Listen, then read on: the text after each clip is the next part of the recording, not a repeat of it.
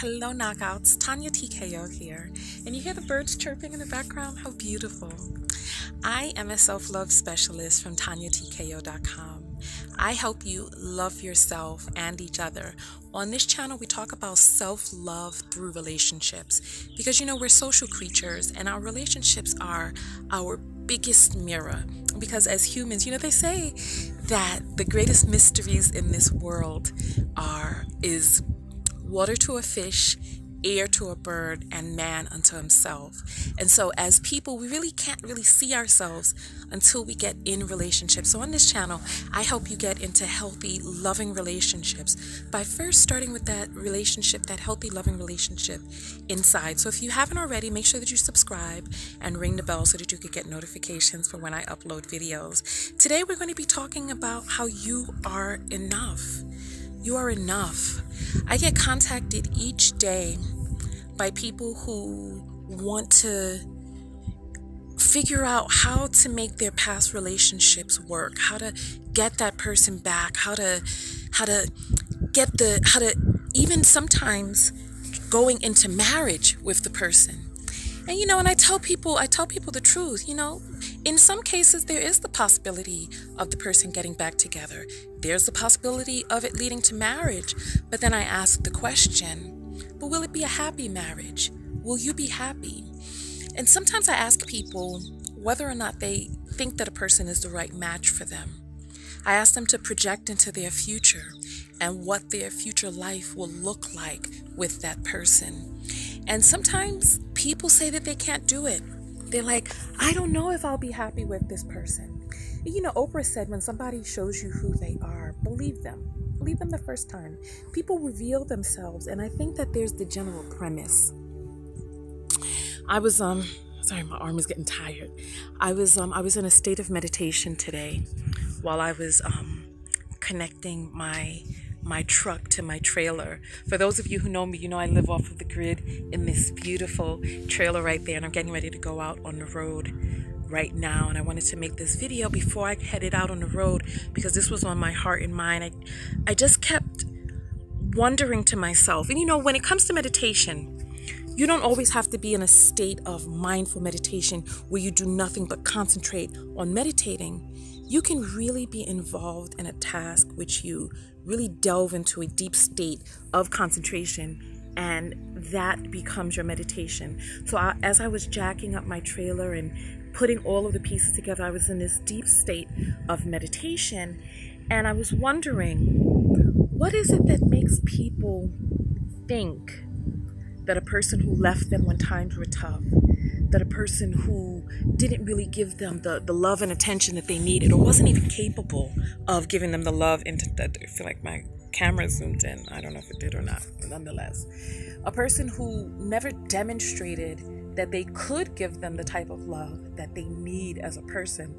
And I was just wondering, what is it that gives us these impulses inside? What disconnects us from our own intuition, where we are not even sure whether or not a person would be a good match, even though they've never demonstrated the ability to even really get along with us? And I have to be honest, it's mainly women second guessing themselves, hoping that there's something that they can do to get a man to love them.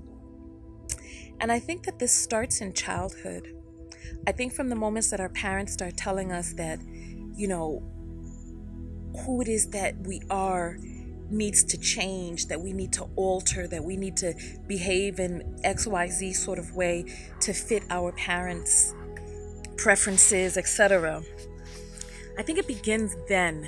And then we go out into school and we learn that we have to alter or hush or change or constrict or fold ourselves in this way or that way. That by the time we become adults, we don't really realize that we are enough. We are good the way that we are. We all have these different preferences and idiosyncrasies and ways that we go about doing things. And the people that we reflect into our lives mirror who it is that we are on the inside. So if you don't like what your relationships are looking like on the outside, do some things to alter what's going on inside, but in a loving and supporting way. which helps you support who it is that you are at your core. When you discover your values, your goals, your life direction, when you discover those things and go in a direction of fulfilling those, and as long as you are operating in a way that is best for you and the world at large, you are all right. It's like some people are morning people, some people are night people. It's like we're all so very, very different. And one thing that I find women doing is I find women trying to figure out how to get a man to love her, how to get a man to come back into the relationship and be the man that she thinks that he is, even though he's never demonstrated the ability to ever be that person. I think the general premise is that there's something wrong with me, and if I could just change this little thing about me, or if I could just get him to see this, then he'll love me. And it's like, why not get somebody to love you as you are? Why not get somebody who has shown that they have the ability to demonstrate that they are, one, concerned about who it is that you really are, supportive of that person, and wanting to help you become the best person that you can be, and who they can be, the best person that they can be as well. I think what happens a lot of the time is boundaries. I think we don't really know how it is that we'd like to be treated. I think that we're not really feeling fully comfortable with who it is that we are and what type of behavior we are willing to or not to put up with, and what we do when that behavior comes our way. So I think that first and foremost, you have to realize that you are good enough. You deserve somebody to treat you well. You deserve a person to honor you, love you, and cherish you for who it is that you are at your core. Yes. I know that none of us are perfect. Even me, I'm not perfect. Yes, I am. No, but seriously, I know that we're all striving to become the best version of ourselves. However, we have to realize that there's some core traits that are our preferences and our choice. And that's okay. It's okay if you choose to be who it is that you choose to be. That's why we're here. We're here to be in a constant state of creation, creating who it is that we are through our choices. And find a person who's in alignment with who you are at your core. Now, I know some people are going to say, yes, we're all striving to be the best that we can be. And I think that we get caught up when we don't feel good enough. When we're like, we don't really feel like what it is that we're doing is good or okay or the best. And so we allow people to come in and they mirror back our own second guessing. It's okay to set boundaries. It's okay to have consequences for when those boundaries are not honored. And it's okay to find another person who will. That's okay.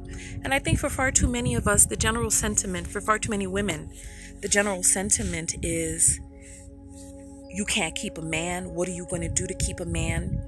Instead of the general sentiment being loving and honoring yourself, nurturing yourself and supporting yourself, doing what's best and what's right for you. And if that relationship is not what's best and right for you, then what do you do after that? And so that's my whole message for this morning. You are enough, just as you are, just as you are.